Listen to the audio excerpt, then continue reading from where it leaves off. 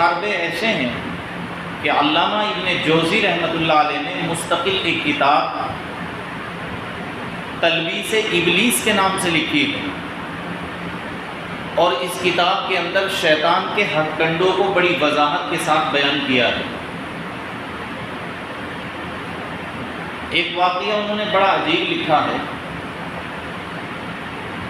کہ ایک مرتبہ ایک اللہ کے بزرگ حضرت شیخ عبد القادر جیلانی رحمۃ اللہ علیہ عبادت میں مشغول تھے، تو ایک روشنی سی ظاہر ہوئی اور آواز آئی کہ اے عبد القادر، تم نے ہماری ایسی عبادت کی ہے کہ بس اب آپ کو عبادت کی ضرورت نہیں، اب نماز بھی آپ کے اوپر سے معاف ہے، روزہ بھی آپ کے اوپر سے معاف ہو چکا ہے۔ تو شیخ عبد القادر جیلانی رحمۃ اللہ علیہ بڑے اللہ کے ولی تھے اور بڑے عالم دین بھی تھے، تو سمجھ گئے کہ یہ جو غیبی آواز ہے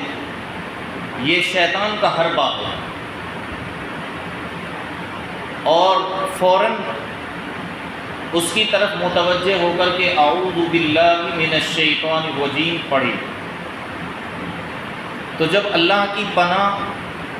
مانگی جاتی ہے شیطان مردود کے شر سے، تو اللہ پناہ نصیب فرماتے ہیں۔ اللہ نے پناہ نصیب فرمائی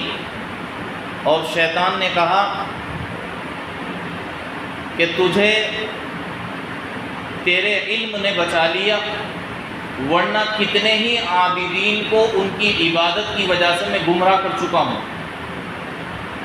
اور جو تو بچ گیا ہے وہ صرف تو اپنے علم کی وجہ سے بچ گیا ہے۔ تو شیخ عبد القادر جیلانی رحمۃ اللہ علیہ نے